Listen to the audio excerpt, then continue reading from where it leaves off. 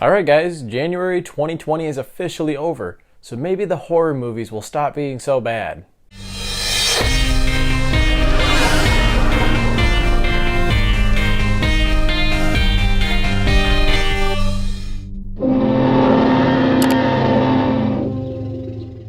What's going on guys? Welcome to the next video. Today we're reviewing Gretel and Hansel, a psychological horror film that just came out this weekend. So let's dive right into the thoughts that I have on this movie. So Gretel and Hansel is based on the fairy tale by the same name, except the names of the characters are switched around, which it makes sense because the film very much focuses on Gretel, played by Sophia Lillis. The movie does follow the fairy tale fairly closely, and if you don't know what it's basically about these two young siblings who are forced to leave their home in search for a job, in search for food and shelter. And eventually they do find a lonely old woman living out in the middle of nowhere, but it kind of turns out that she's a bit of an evil witch. So the first thing that I'll say is that Gretel and Hansel has a very unique atmosphere, both in the way that it's shot and the autumn-themed color palette that they chose. In that sense, it's very visually pleasing to look at. The performances are also pretty good, and I really like the musical score. It kind of adds a lot to what you're seeing on the screen. Unfortunately, I found the story to be far too superficial to really keep me engaged for the full 90-minute runtime.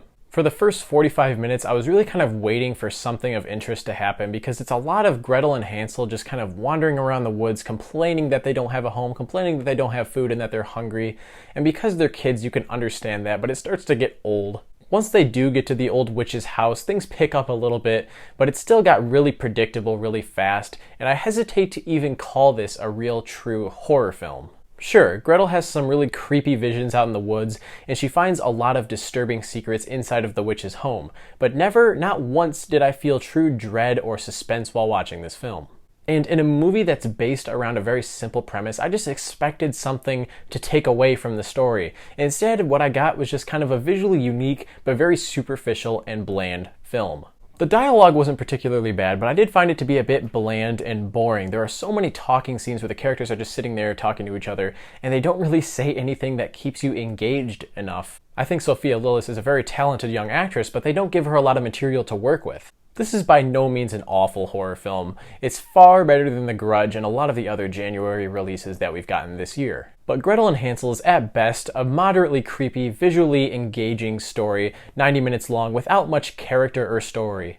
If you're really into atmospheric psychological thrillers, you might get some entertainment out of this movie, but I do not recommend it to mainstream audiences. They will probably find it boring. I'm going to give Gretel and Hansel a C. I wish there was more to talk about here, but to be honest, this was just kind of a bland movie. The trailers looked really cool because it shows you a lot of the visuals, but in fact, I think I want to say that there's not a lot in the actual film that you can't see in the trailers and be like, oh, I know exactly where this is going to go. Trust me, you know exactly where it's going to go. While it's not awful, it's not very good either. That's going to be it for today's video, guys. Make sure to stay tuned for more stuff and let me know down in the comments what you thought of Gretel and Hansel. Don't forget to hit that like button and subscribe, and I'll see you guys in the next video. Thanks for watching.